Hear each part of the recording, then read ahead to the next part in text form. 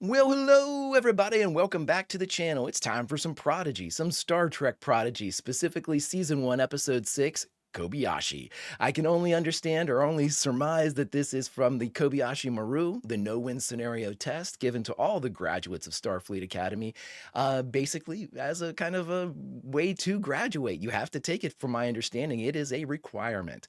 And so, friends, I can't wait to see if this is like an instruction that Janeway tells them about, or it's something that she thinks maybe she has to give them. Who knows? I'm not going to speculate. Friends, before we get into it, though, if you could do me a favor and hit that like button, smash that subscribe, ring that bell for notifications, you'll be alerted next time we go live with Prodigy or any of our sci-fi fare. And of course, if there's anything that we do that you would like early or in its full-length format, the link to the Patreon is in the description. Not a fan of Patreon? No problem. Stick with us here on YouTube memberships. You'll get all of our episodes about a day early, plus any bonus episodes we come up with. But that's then. This is now. And now it's time for us to enjoy Star Trek Prodigy Season 1, Episode 6, Kobayashi. Prepare to engage maximum warp reaction. And away we go.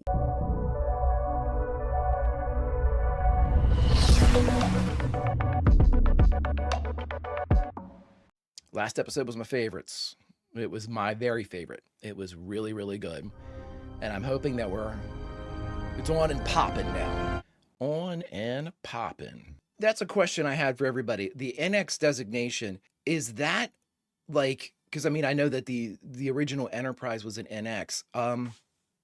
Is that for like the first of its kind, or like a prototype? You know, like I can't remember. The Enterprise didn't have another ship. There was an NX that I believe. How fast were we going? Around warp 9 point. Pog's gonna puke. Proto-drive has gone offline and inoperable, slowing to impulse power. So obviously it's got a burst. Computer, chart our trajectory. We began in the Delta Quadrant and landed 4,000 light years away. What? Ah, nice try. No juiced up starship in the galaxy's that fast. How is that even possible? I have no idea. She doesn't have any knowledge of the protostar drive, though. Dal, may we have a word? Yeah, sure. Just doing important captain stuff. What's on your mind? We want Gwen to be captain. We want to go to the Federation. The Federation? Can't we just enjoy our freedom a bit? We just got away. And barely escaped with our lives.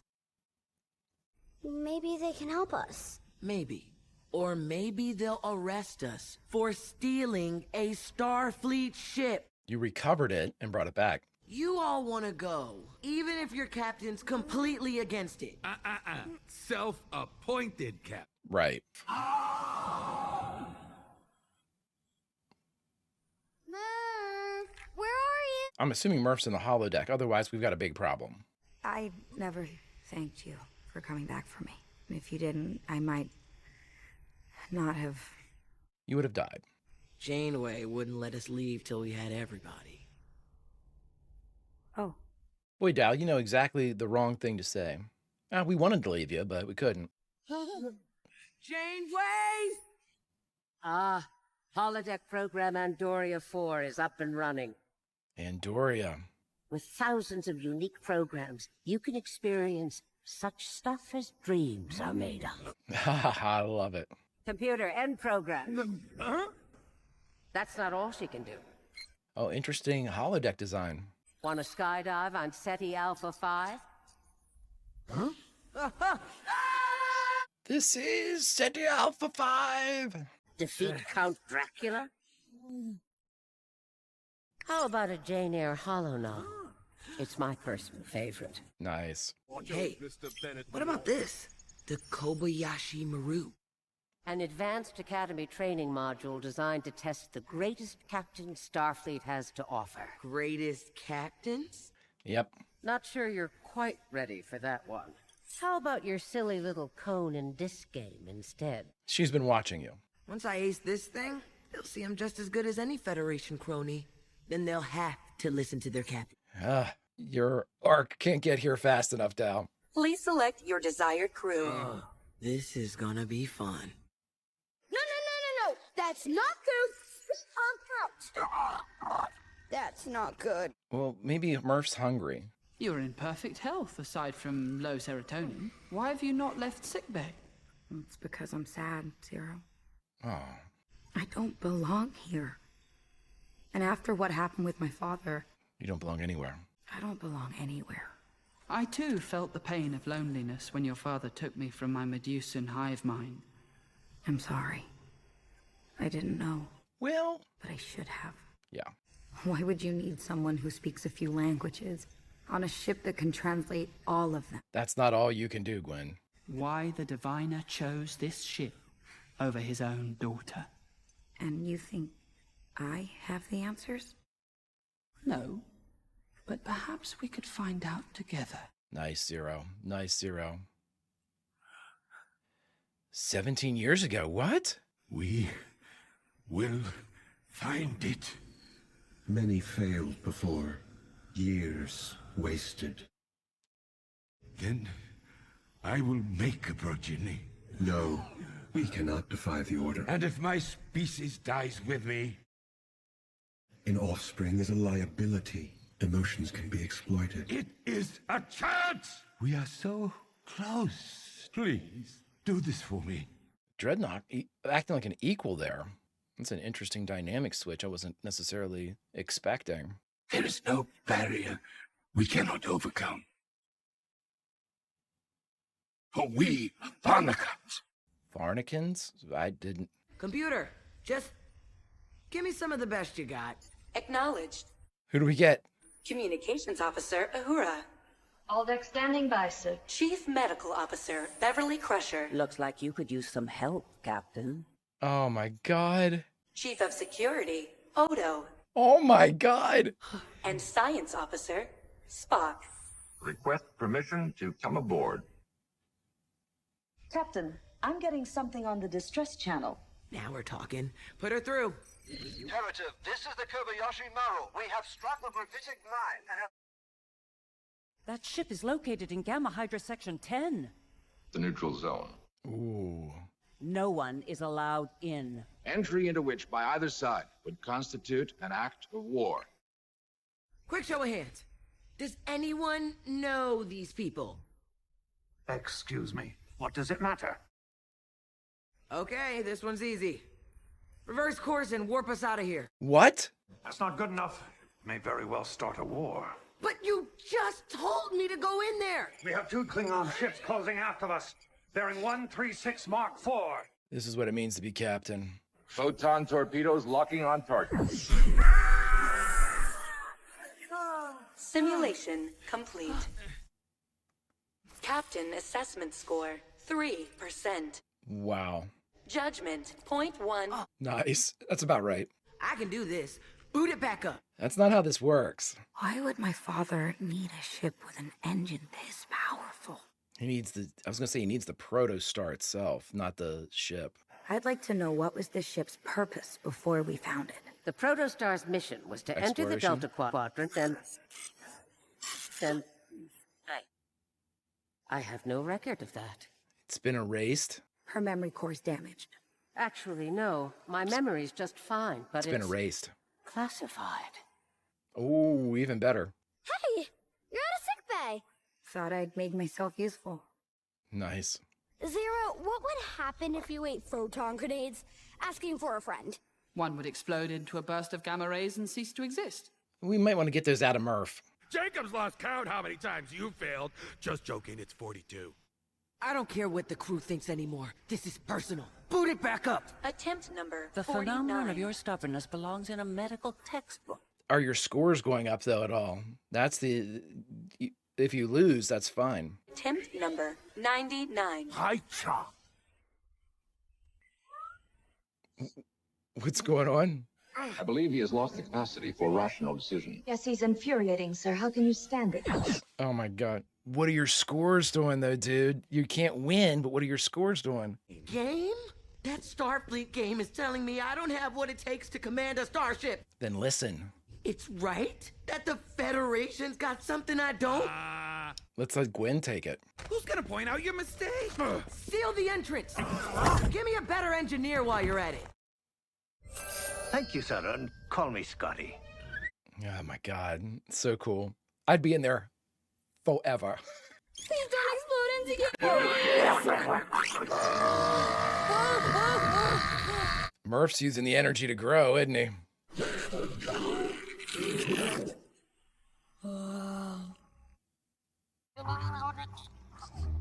Oh, little explosive fart. Odd.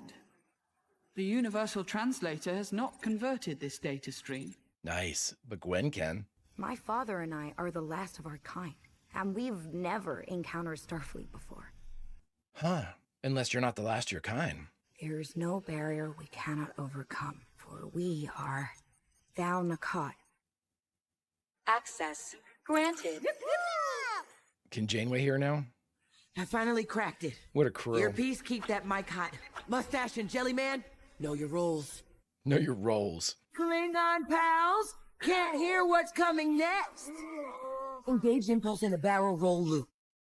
The engines are overheating! Frankly, I fail to see any point at all. Gotta keep them on their toes, Jelly Man. I see now. The only way out is chaos. The only way out is chaos. Revenge is a dish best served cold. Scotty! Eject warp core! You got it, Captain. Lasers! Boost Greg! So did that kill the Kobayashi? The Kobayashi? Despite your unconventional tactics, they're still alive. Yeah, but you started an intergalactic war. If only we could get off this stupid bridge. Transporter operational, Captain. How big is this holodeck? Fight him.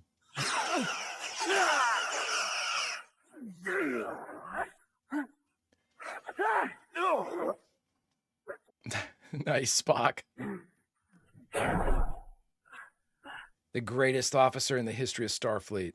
I'll be taking no questions at this time. My congratulations, Captain. Dow to Enterprise. You guys clean up here? I'm gonna personally escort the Kobayashi Maru back to safety. This is your captain, signing out. Wait. Stop! Oh my God. Oh! Am I correct in my assumption that you've been disturbed by what you consider to be a failure on your part? I sat in the seat, I gave the commands, I tried to win at any cost. Yeah, but... You're the captain of this ship. You can't afford the luxury of being anything less than perfect. But I'm not perfect. I've never captained a ship. Never had a crew. Learn from this feeling. But the needs of the many outweigh the needs of the few. Or the one. Captain puts the needs of the crew before himself. Maybe I should be using these ears more than my mouth. It is the only logical conclusion. Here we go, Dow. In your own way, you are as stubborn as another captain of the Enterprise I once knew. Live long and prosper. Computer, just curious. What's your score? How was I supposed to beat it? The Kobayashi Maru is a no-win scenario designed to test how one reacts to a hopeless situation. Almost had it. You did, dude. You really got pretty far. Data fragments. Corrupted, but readable. The USS Protostar was a prototype.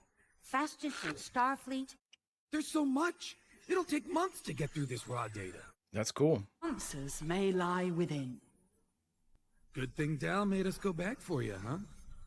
It wasn't Janeway. Nice. Whoa. Chakotay. Mayday! Captain Chakotay of the USS Protostar. Chakotay? He's the captain? Captain, warning, we're being boarded. I'm suddenly realizing There's more you don't know. you aren't my first crew.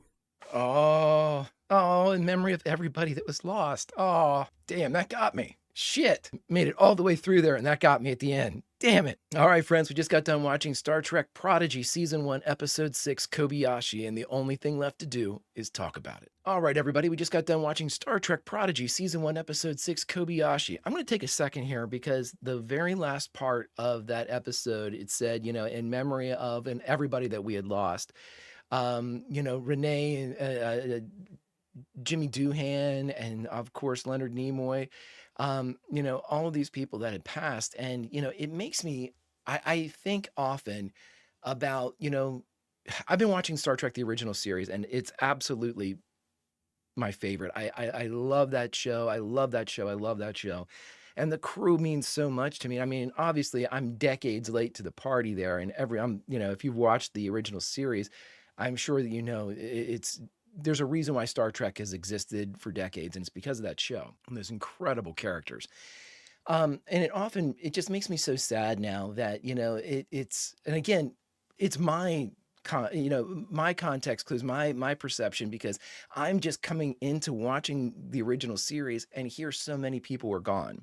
Nichelle Nichols, and, obviously Leonard Nimoy and DeForest Kelly, James Doohan, everybody's gone. And it's very sad for me to see stuff like that, because, you get such an affinity for those characters, and you get such a love for them. And it's not so much that I am sad for the ones that we've lost, which I am. I'm actually really sad for the ones that remain as well. With George Takei and Bill Shatner and Walter Koenig. Those people that are left, I feel so bad for them, because so many of them speak about the incredible bonds that they had. Even like during the show, obviously, but then after the show and the convention circuits and the movies and the things like that. I just, that crew and that collection of individuals aboard the bridge of the original NCC 1701, just so incredibly special to me. And I mean, countless others that have experienced it for years and years and years. I'm new to the game, it's just amazing that to see them brings such, even for me, who literally, I just started watching the original series less than a year ago, and to see them represented again, I mean, even to see characters like Beverly Crusher, who I really, know more about her from the movies, the Next Generation movies, and Picard season 3, which I've watched. I've seen smatterings of the Next Generation, but certainly nothing to formulate an opinion about any of the characters. Any opinion that I have opinions on the Next Generation crew, but they were all pretty much made during the movies. I didn't have any other touchstone to or basis for that type. But even to see them, it's just very special. But then when you pull up the people that we've lost, and it makes it even more special, because I think, in a way, and I think the thing that gets me the most about it is, there they were, saying those lines, drawn from the episode. Leonard Nimoy's lines were definitely drawn from the episode. And you can tell, some of the movies I could hear from, like the J.J. Abrams movies, like the older Leonard Nimoy. It just shows how endearing they are. And it also shows that in this age of, in the age of Star Trek with holodecks and things like that, and then in our age, our reality of AI and the ability to kind of reproduce these people, there's ethical concerns there as well. But in many ways, it's almost like they're never truly gone. And I find a measure of comfort in that, and that you can always kind of return to that crew. But that's my little aside there about, that's really what kind of really made this episode special for me, is having that kind of revisiting of some of those characters from the past. And it speaks and informs to the crew that we have. Dal did a great job in really kind of addressing his own problems in this episode. I am going to, anytime he does something insufferable, I'll note it. But again, in my mind, Dal is a very necessary character now, because you can see what they're doing. They're building him up to learn, to grow, to evolve. And I appreciate that. And I appreciate the lengths that they're going to do that. And so I appreciate the character, especially those introspective moments where he was, how do I beat it? And he's like, damn, man, I got close, and that's awesome, because to me, that's what I bet you so many of the really great captains out there thought. They got damn close to beating the Kobayashi Maru.